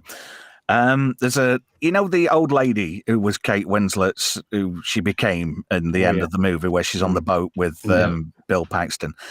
She says, "I let a homeless dude cream pie me on a cruise ship, then I let him drown." It's true, though. That is exactly it. It is. Yeah. If anyone thought that was a romantic movie, they were fucking wrong. It's quite ruthless, really, isn't it? Yeah. Oh yeah. She got a muff full, and cheers, Jack. Ta-ra. Don't let go. Oh, I won't. The bit at the beginning of the movie on the boat where she's an old lady, she's telling the story. He doesn't care. He just wants the necklace. Yeah. It's all. You could just imagine him just going, "Can we just hurry this up? Just tell me where the damn necklace is so I can get it." Yes, it's with that submersible boat with those billionaires in it. Especially chucks it back in the water as soon? well. Yeah, forget about my years of family. Let's go back and reminisce about a guy I let nut in me on it. It got me box all sweaty in a 1938 Ford. Ooh, Once you go, Jack, you'll never go back. Yeah. you could have so fit on that plank. They tested it on Mythbusters. They both could have survived. Can you imagine that, though? Jack's on that plank with her, and he says to her, "I'm going to die soon. Is there any chance you could, just give me a cheeky wank before I drown?" And she says, "No, my fanny's colder than Hoth in January." Oh, dear. I had to let the side down eventually, but, we did it after an hour and 10 minutes, so bugger it. The kids are in bed. Who cares? It's past the watershed. Let's let fly. So just going around the table, chaps. Gamer, will you be going to see Avatar 3? No. There we go. Any particular reason why? Can you elucidate? I didn't on see that? 2. Right. I mean, we established the time gap. I saw Avatar 1 in the theater, and the descriptions everyone's provided is correct. It was very visually appealing, and you got to the end of the film, it's fine. And then you would have thought Cameron would have had the second film come out much sooner than it did. And more time was passing, and he kept, talking about, I'm going to make 5 films. It's like, well, great. When's number 2 coming out? And by the time the second film came out, I just didn't care anymore. So, I have a family. So my wife didn't want to see it, and my son wasn't interested in it. And I'm thinking, well, why would I want to go? And so we just kind of left it there, and none of us have seen it on streaming. So, like with any other, like we were talking about Picard earlier, well, I could skip number 2 and go see number 3, except I've lost all interest. As we pointed out, I don't remember the plot line. I only know that Sigourney Weaver's in the film. And you guys mentioned her character name. I've already forgotten it. Dr. Grace. There's nothing memorable about the film. True. That makes me want to go. Yeah, it's very compelling, isn't it? Help desk, Avatar 3. What do you think? I will not be seeing this. If they have left so little impression on me after all this time, another sequel, an unnecessary sequel, it's not going to do anything for me. So no, I'm giving this a pass. Not bothering. And do you think that Cameron's leaving too much time between his films? It's the fact he left so much time between 1 and 2, and then so little time between 2 and 3. I think that's going to cause a bit of inconsistency as well. But we all seem to be. He's blowing smoke up his own arse with this, I think. Well, I think so. I think it's not going to do him very well. Yeah, I think he's probably got to that point where he's bigging himself up more than he actually is, if you know what I mean. Yeah. So apparently he's a delightful knob to work for. Not. Z, what do you think, sir? Well, I won't be going to see it. Watched the first one. It was okay. Watched the second one. Absolute bloody snooze fest. I'm not investing any more money in the Dances with Navi universe. So Cameron can go F himself. Do you think it's just a lame euphemism for, taking territory off Indians? Because that's what it came across like, the first one. Yeah, pretty much. And it's just starting to get preachy. Oh, that's right. The first one was a parallel of Pocahontas, wasn't it? Yes. Oh. Pocahontas in space. In space with giant blue monsters. I must have saw a different film. I saw Poker Highness. Poker Highness. You downloaded the better movie. Yeah, probably. So is that your final take on that one, Z? It is indeed. I won't be going to see it. No popcorn for you, but I'll save you the coffee cream revels. Brian, will you be going to see the shitfest that is Avatar 3? Absolutely not. I didn't see the first one at the theatre. I saw it on just a nice little DVD back in the day. Looked beautiful. Story didn't really hold my attention too much. From what I heard, the second one sounded like a blatant rehash. And more of a kind of fairground attraction type ride than a proper story. So I basically took everyone's word for that. So I will not be seeing that. As for James Cameron, I think back to Doug Stanhope, and he said, for every talented individual, he says almost always somewhere between great and dead sucks shows up, and I think James Cameron is heading towards the sucks part of his existence at the moment when it comes to the stuff he's done. Well, we'll always have Terminator and Aliens, I guess. Yes. I think they're about the best 2 films he's ever made. Definitely not Titanic. Or Terminator 3. Well, he didn't have anything to do with that, did he? Oh, he was an executive producer. You're right. Sorry, forgive me. Sorry. Yeah. It's all right. Nobody died. Swapper's Love, what do you think about Avatar 3? Not an awful lot, to be honest. I didn't see the second one. It kind of passed me by. I remember there wasn't that much around at the time to go and see, so I was sort of tempted because I really did enjoy the original movie. But then I heard so many people saying how shite it was and how sick they were of the color blue that I thought, blue's my favorite color. I'm not having that ruined for me. So I never went. And I thought, if it's just going to be style over substance, then I'm out completely. I'll maybe catch it when it's free to download on the 7 Seas, but apart from that, I don't really want to know. I want to keep the 3 hours of my life where I could be furiously masturbating in pool of my own tears instead. But number 4 or number 3, whichever one we're on next, I may go to the cinema and see that if they have 6D technology, then that might give me something new to watch, because 3D was all right for the first movie. I'm not going for anything less than 6 for the next one. Well, you're looking at either Christmas 2026 or 2027 for Avatar 4. Blimey. What I happens? tell you what, I'm just glad. Once upon a time, I desperately wanted Cameron to come back and do another Alien movie. Right? Oh, that'd have been ace. A direct sequel to Aliens would have been just phenomenal. In a different scenario, or whatever. It doesn't matter. Because he did such an amazing job with Aliens, I thought he's the obvious choice to make another one. And I would have loved it if he'd done Alien 3. But after seeing these Avatar sequels, I just, and whatever else he's done recently that was a massive flop as well, I just thought, no, just get, and it's like Ridley Scott. Keep him the fuck away from the franchise, please. Yeah, he seems to think he's the be-all and end-all of that franchise. Yeah. And now you've mentioned about a direct sequel to Aliens. Neil Blomkamp's Alien 5, I really wish that had been a thing instead of Romulus. Oh my God, yes. That was a tragedy that didn't get made, isn't it? Absolute tragedy. That was an absolute shit show. And the amount of people that are like going, oh yeah, Romulus, it's best thing ever. And I slagged it off on Facebook, and Fede Alvarez actually liked my comment. I thought, oh my God. I've just slagged your film off and you've liked the comment. Thank you. And I thought, is this a spoof account? And I checked it up. And it was actually Fede Alvarez's account for going round and, liking everybody that said they thought Romulus was a good film. I thought it was all right up until the bad CGI face of Ian Holm. That was it. You know what? I didn't know about that spoiler. I heard it a bit later on. And someone leaked a picture of it somewhere online. I just looked at it and thought, that looks like a fucking PS3 game. I'm sorry.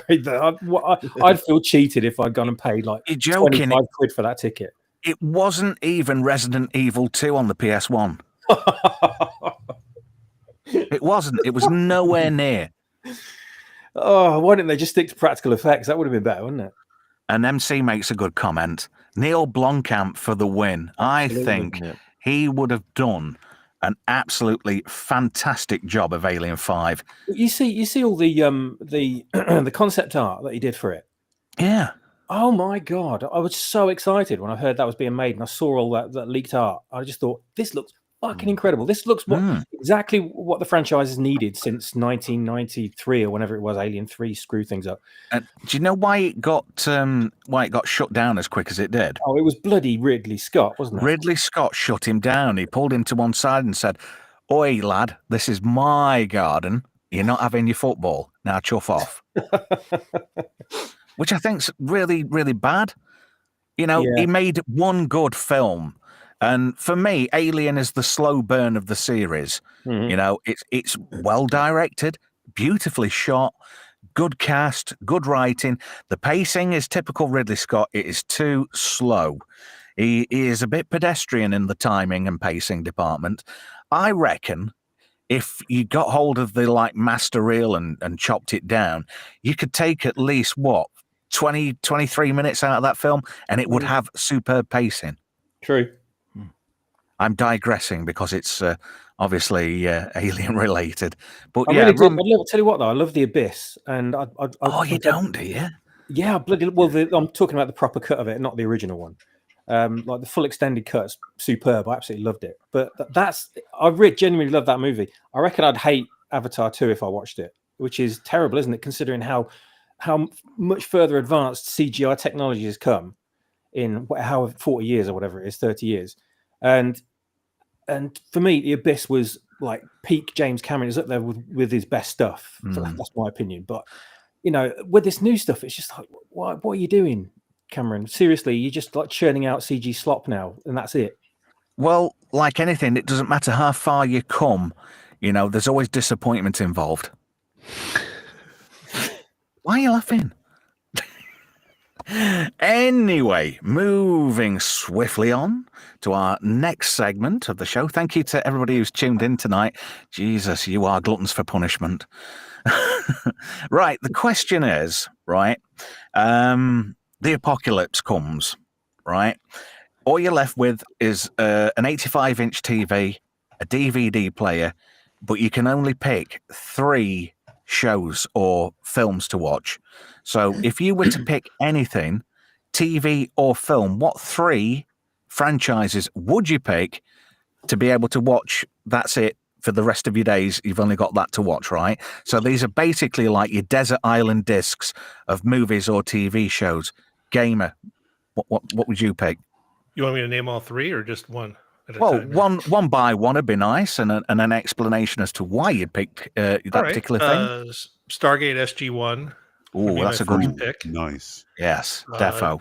I have 10 seasons to watch, and you're talking about when seasons had 22 to 24 episodes, so there's plenty of content. So by the time you were to cycle around, you're not going to get bored. It's a great show.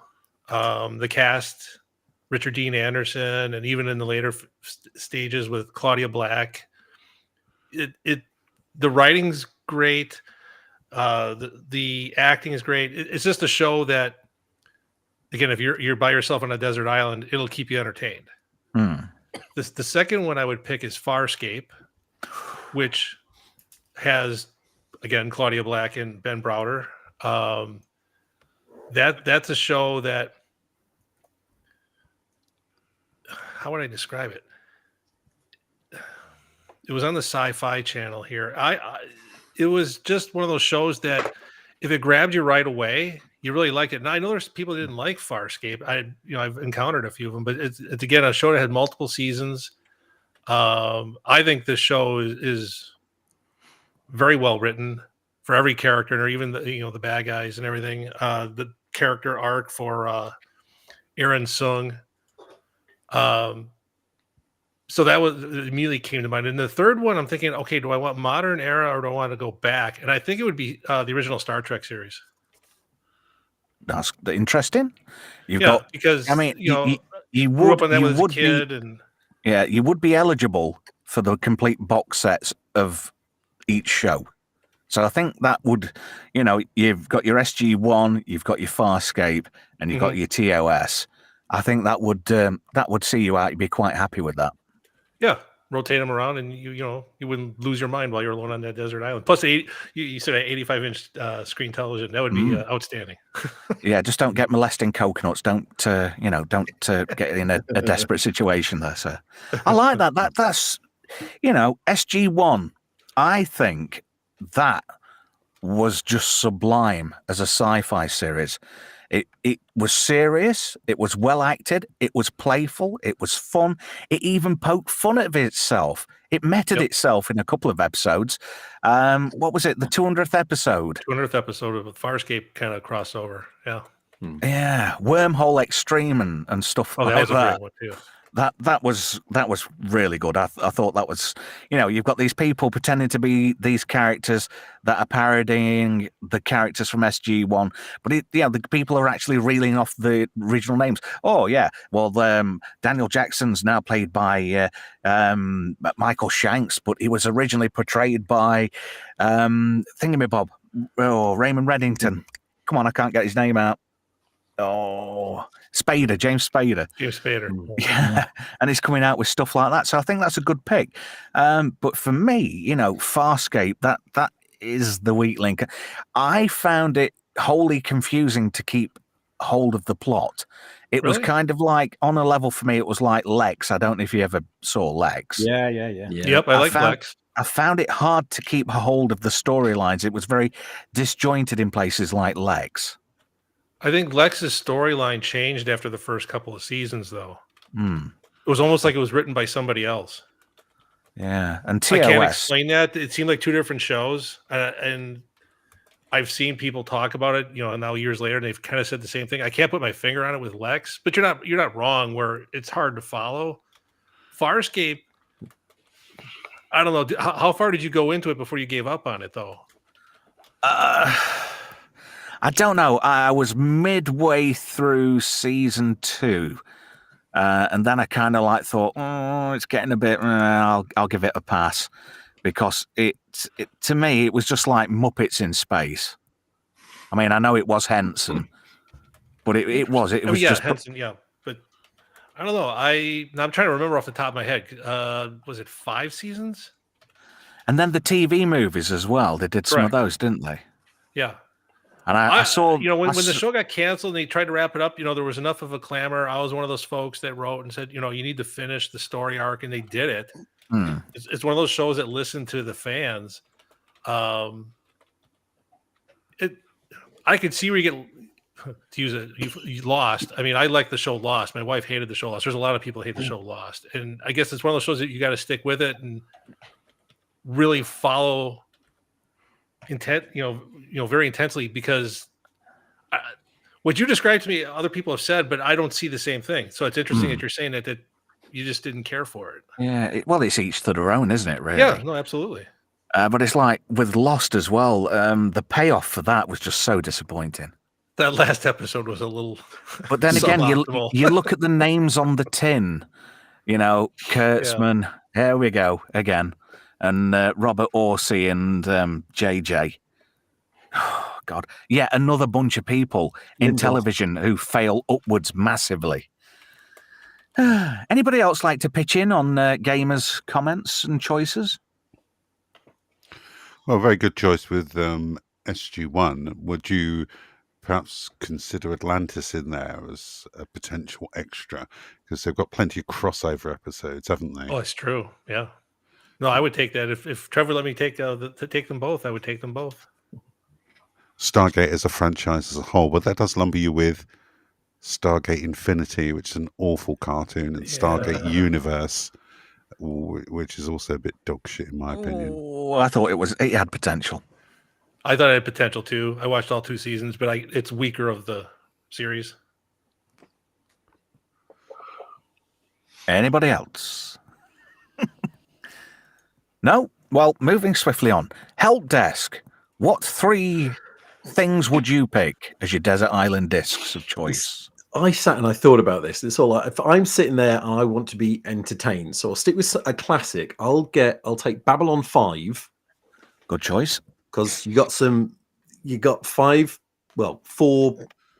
all right, 3 great series, 1 all right series, and 1 pretty ropey series.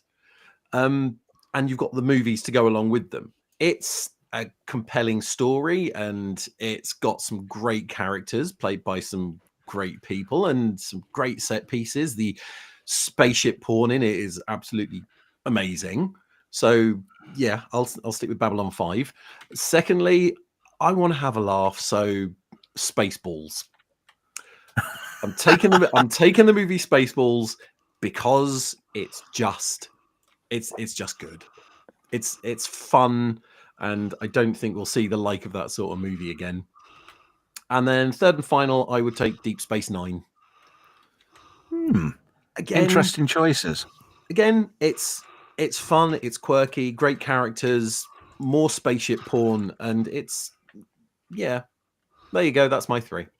Yeah, I quite agree with that. I like your choices. Just a quickie before I progress further.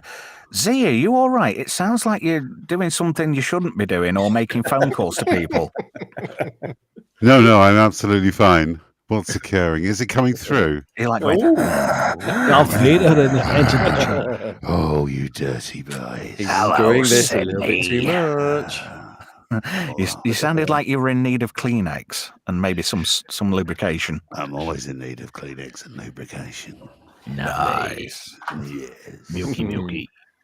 Now then, Master Z. Yes. What would you pick, sir? Well, my first choice is going to be Die Hard, because not only is it the perfect action movie, but also a perfect Christmas movie. And this has been done to death over the Christmas season on different channels, and even EFAP did Die Hard. And it's just one of those films that I will never get bored, no matter how many times I watch it. And rewatchability is the key to a perfect movie. So whenever that's on, I'll have it on the background. I won't turn it off. Sometimes just stick it on to watch it. You can't beat the adventures of John McClane, especially not in the first movie.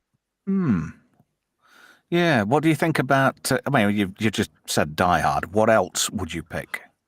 I would pick I'd pick a TV series, which would be Doctor Who, specifically the 23rd of November 1963 to the 30th of January 2017.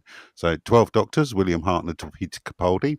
That's a total of 840 episodes. Jeez. So I would never get bored ever. And the only difference I would make would be when the 12th Doctor regenerates in Twice Upon a Time, he fucking dies. And that's it. Don't hold back, see? Just lay it out how it is. But you're going to get them all, aren't you? But you're going to get Hartnell, Troughton, Pertwee, Tom Baker. Imagine sitting down and watching all those again. Fantastic. I really like that choice. I wasn't sure about that. Yeah, I'm sorely tempted to restart my collection from the beginning again and start watching it. So just even talking about it, it's kind of got me anxious there, just laid up a bit. And, just thinking about it. Juicer. But it doesn't compare to my final choice, which is going to be Aliens Special Edition. Oh, yes. Okay. What a great movie that is. Absolutely packed to the brim of action, death, and xenomorphs. Can you remember the cheesy tagline for that one? No. What, for the original movie or the special edition? The original Aliens was "This time it's war," but when the special edition came out, it was "This time it's more." Yeah, that was terrible. I thought that was just so fucking cheesy. Terrible. Whoever came up with that line deserved a good, they needed to be on that board with Jack. It's like a bloody TV advert for a sale at Farm Foods, isn't it? Just a bit. Are you comparing that tagline to a Ross Grill steak? I miss Ross Grill steaks. Some great choices there, Z. The Doctor Who defo, I'd props. I don't know. I probably wouldn't go for Die Hard, but definitely Aliens. And only the special edition, mind, with the Hadley's Hope bit at the start and the remote guns. I think that absolutely makes the film. I don't watch the theatrical cut anymore. I don't think I've done so in 20 years.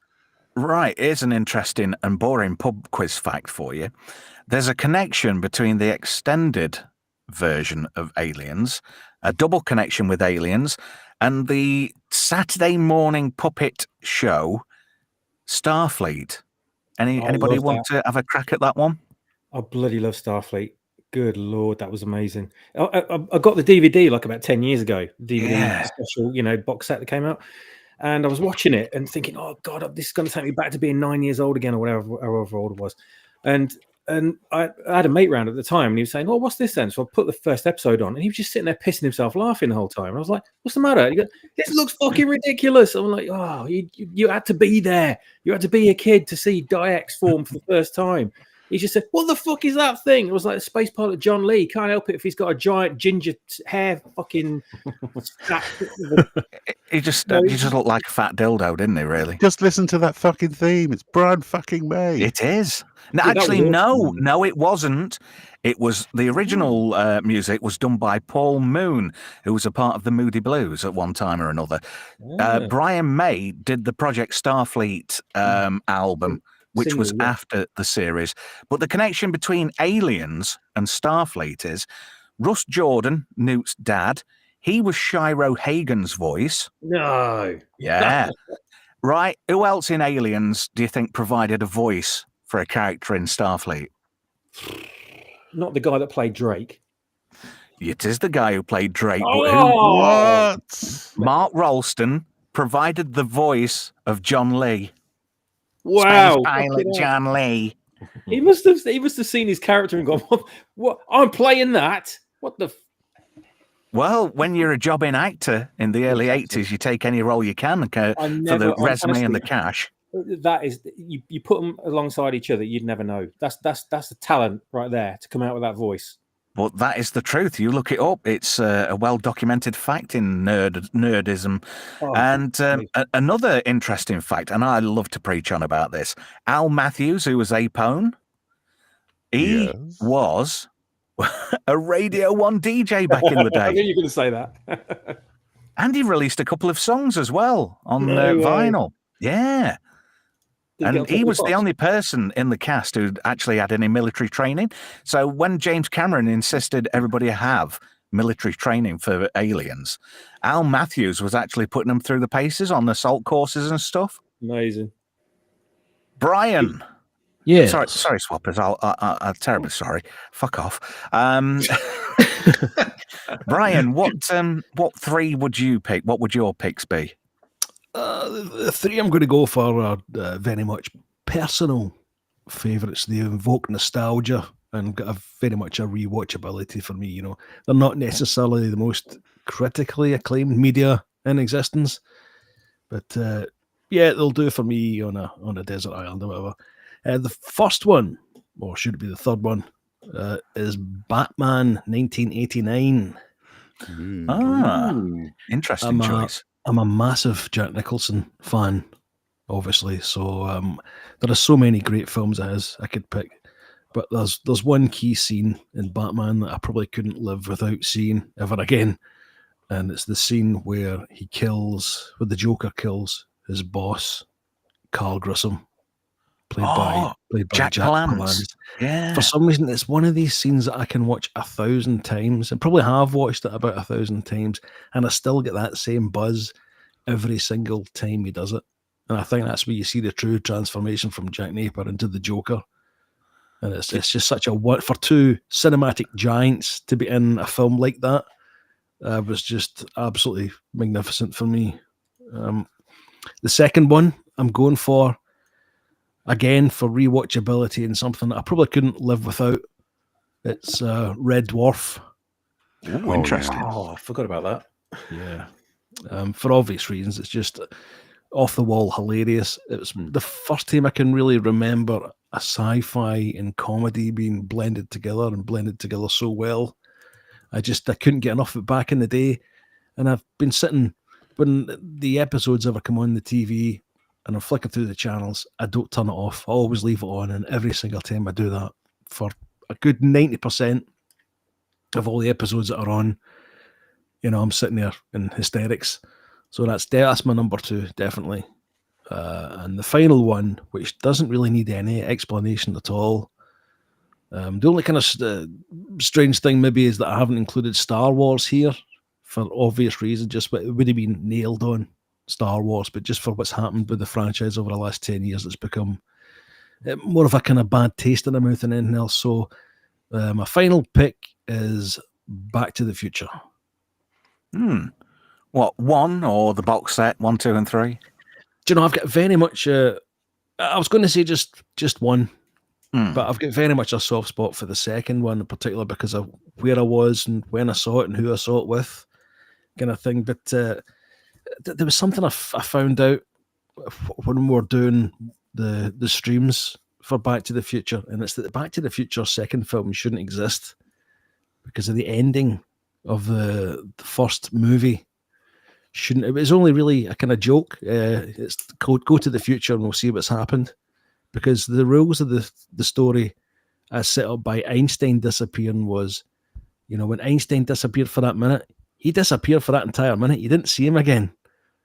So technically, when Doc, Marty, and Jennifer disappeared into the future, they should have been taken out of that timeline, gone.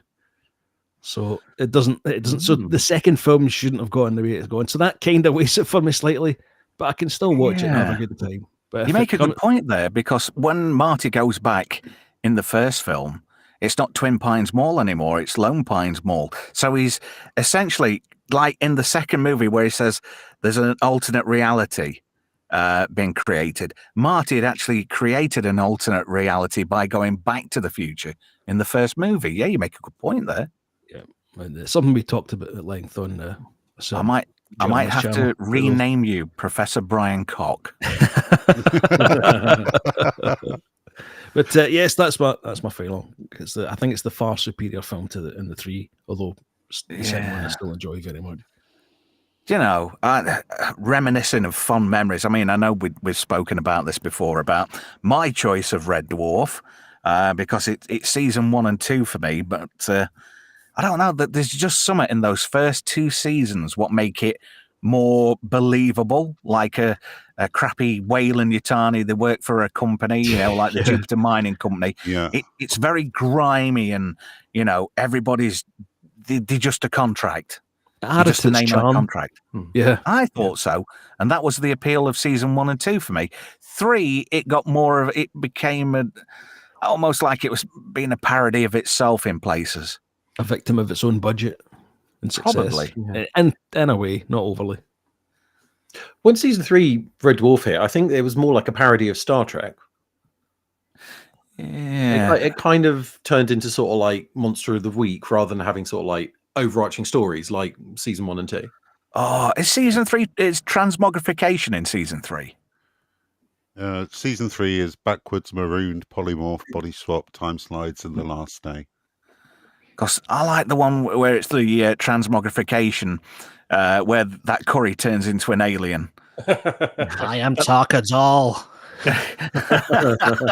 And then they shrink him down, Lister, into like a mini Robocop. Because the only thing that can defeat a curry is a lager. There were so many good episodes. The writing was on point for all the way through. Well, until it kind of dropped off about season 6, I think. There was a couple of dodgy ones in there. That's a shame. I'm in the studio audience for season 6, episode 1 to 5. Yeah. Oh yeah. Was that filmed up in Manchester? No, it's filmed just outside London. Really? Yeah. Because originally the production was in the Northwest. No, I think this was Shepperton, where they filmed Series 6. But it was a great laugh. They would sit down, they'd film the episode of all the bits that they were doing for that day, and then we'd hang out with the crew in the on-site bar. That was really great. A couple of games, pinball with Craig Charles. The only one that didn't turn up was Craig Barry. Chris Barry, yeah. Oh, my bad. Well, he's a busy rimmer. He was the one I was looking forward to seeing the most. That is just such a great name for a character. Arnold Judas Rimmer.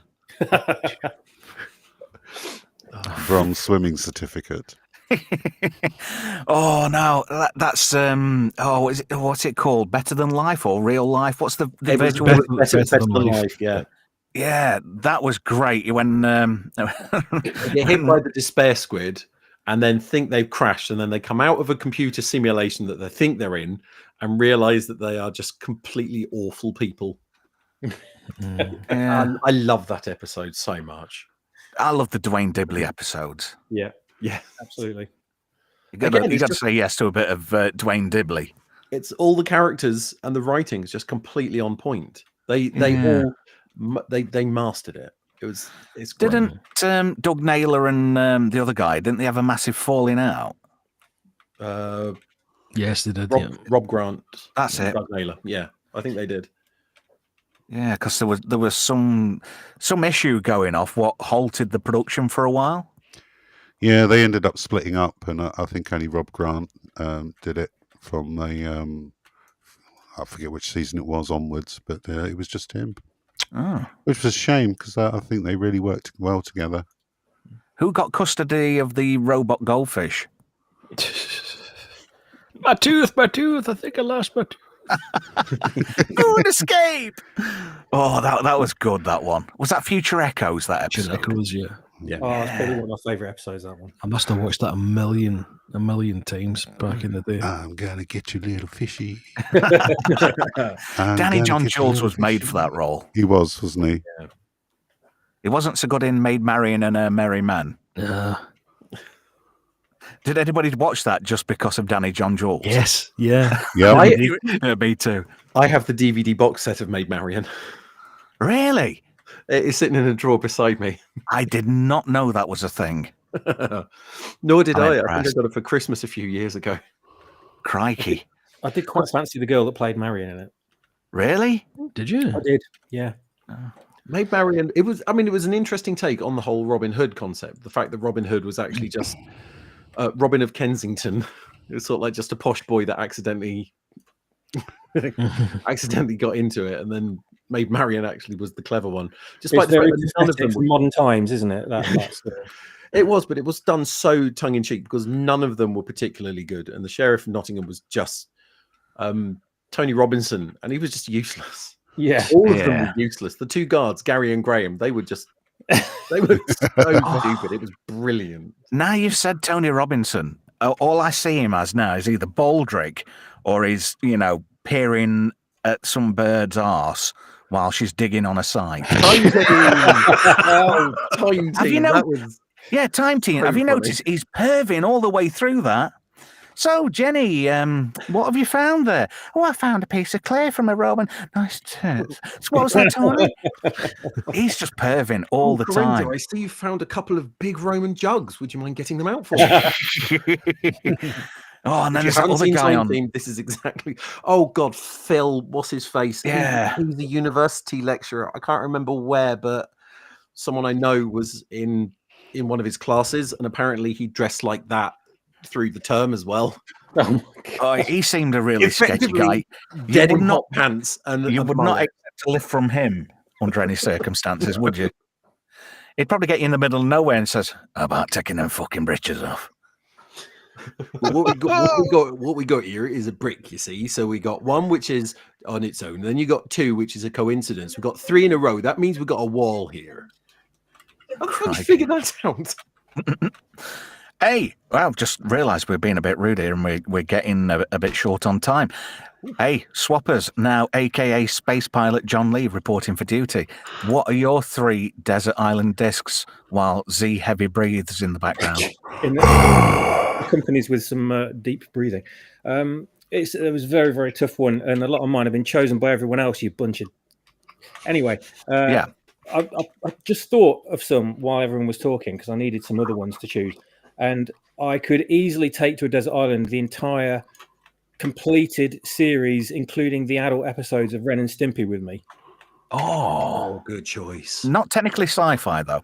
No, not. There are some good sci-fi episodes in there, but not technically. But that's something I could watch just endlessly on loop forever, because the humor is just my kind of bizarre, off-the-wall kind of jokes. I just can't get over how good that is. Plus, I've not seen them all, so that would be excellent. I'd actually be seeing a few episodes for the first time, but that's one option. The next one is Star Trek Next Generation, because there's so many bloody episodes.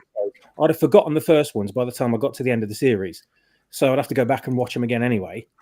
That is the toss-up between that and DS9, but someone's already said DS9, so can't say that. You could pick it again. Look, if you're going to be stuck there, you want to be watching something that you want to be watching.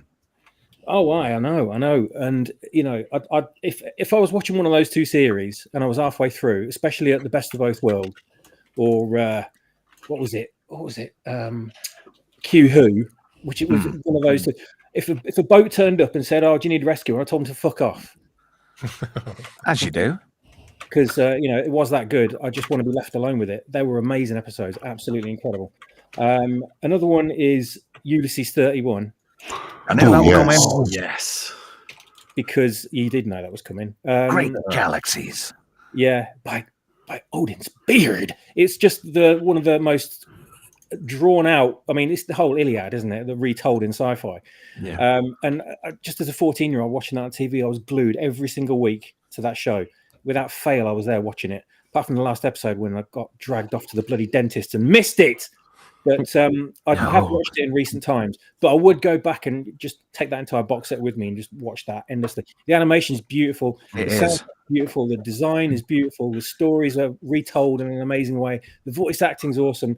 One of the best cartoons anime I've ever seen in my life. And it is sci-fi, so it does keep within the rules. I had a no-no toy. Really? The little red robot. You see, I wanted that with the plunger on the head, and it actually you hit that plunger down. It actually opened a thing on the back of his head, so you could put stuff in it. Wow! But did he have a little tin of nails in his tummy?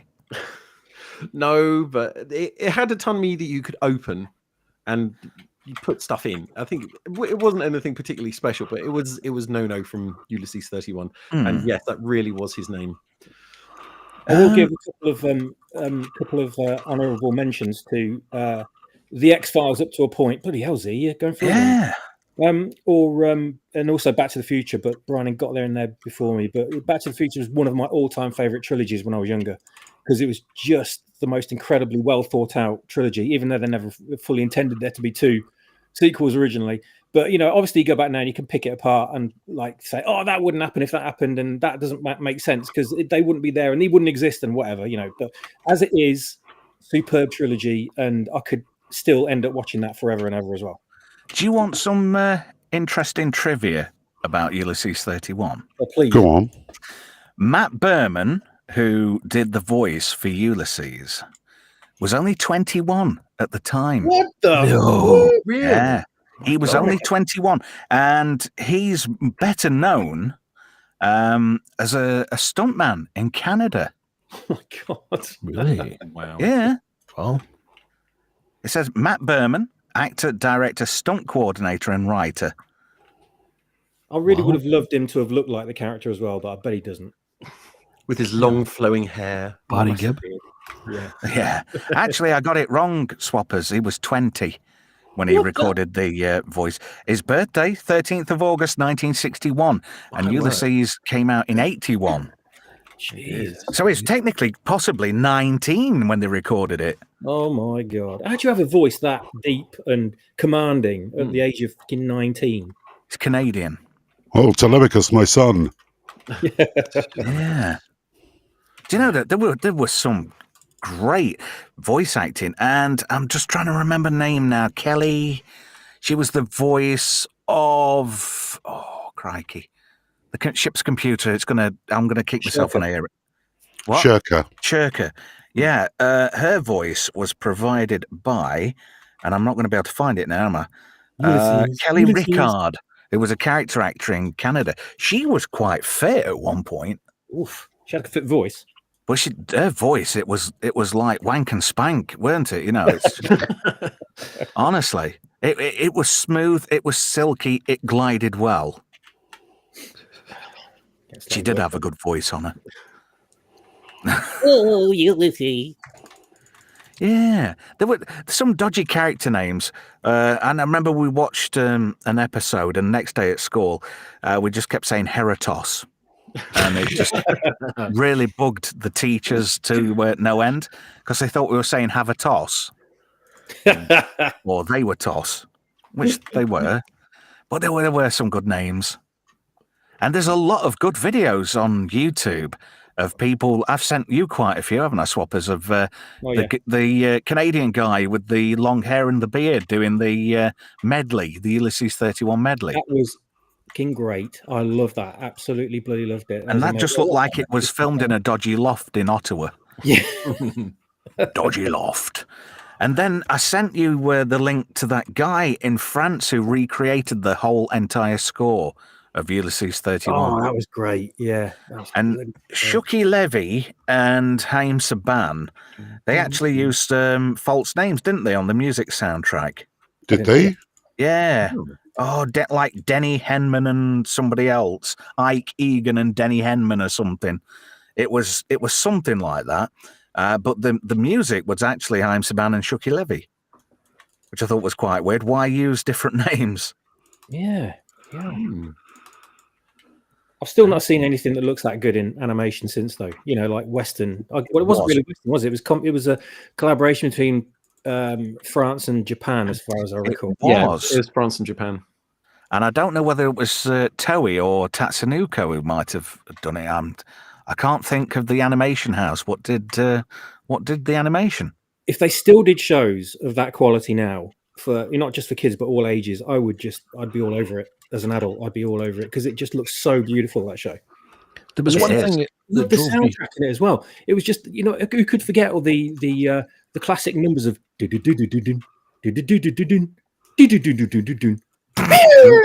How's it go? Crikey. I'm not taking you on give us what is it, name that tune. I'm not going on there with you. There all day. Brian, you were trying to say There was one thing that drove me mental with a lot of these kind of series that were based on a kind of overall premise of being kind of somewhere you shouldn't be or being lost or whatever. Like, for example, with Dungeons and Dragons, there was always they were just about to go home and they just never made it by the end of the episode, and it would drive me crazy. And the one thing I loved about Ulysses 31, and it was that thing, and I think happened so often that it became really unexpected when it did happen in Ulysses 31. Was that was an ending, a closure. It was, and everyone getting back to where they were. And although it was sad it ended, I absolutely loved that they did that. Hey, Swappers. Sorry about that, Brian. Swappers, did I send you the link to the the demo for Ulysses 31? The demo footage? You didn't send it, but I have seen it since. And it's a bit weird, isn't it? Yeah, with the really bad CGI Odyssey. Yeah. But do you know who the character, the actual physical look of the character is based on? I don't. Go on, tell me. Jean Chalopin, who was the guy who created Ulysses 31. No. Yeah. Seriously. Yeah. I'm going to look this up. Don Chalopin. Jean Chalopin. Jean. He's a very rich man. He lives in the Cayman Islands now, and he owns a chateau in France. He's made an absolute fortune. He's a director of a bank now in the Cayman Islands, as you do. And just a quick question for you, Z. Are you any closer to the vinegar stroke yet? I'm getting there very, very, very soon. You sound like the man from Milk Tray, but the wrong kind of milk. Sour milk. Man milk. Oh. Is it lumpy? Is it like coming out like cottage cheese? Oh dear. Anyway, I've not told you my selections, have I? And you're going to rip me on the last one. So, yeah, I'd go for Babylon 5. That is a given. And if I was cheeky, I'd probably try and push for the TV movies as well, even though they're a bit ropey in places. I definitely would take a massive pass on, not Excalibur. Crusade. Crusade. I always get that wrong. But, I can't take it seriously. I just think of Ted Lundberg. I can understand why it was cancelled. It was not a good... It wasn't a good spin-off, was it? No. But, when it's got Gary Cole, who was Ted Lundberg in Office Space, I couldn't quite take the character seriously. My second choice would be the entire box set, and it's the new box set of Blake 7. Oh, the remastered. Oh, yeah. How beautiful does it look? Fantastic. Honestly, I was moist. Dana looks so good in HD. Anyway, moving on. And if I were to pick a film, I think Oh God, he's got a picture of Jean Chalopin. My God, can you see the resemblance with the hair and the scrutty beard? Straight away. Gaping galaxies, Telemachus. You're gonna shred me. It's a guilty pleasure. No, it's not Megaforce. But I would pick the planets. No, Star Trek 3: The Search for Spock. Hey, I love that movie. That is so underrated for a Trek film.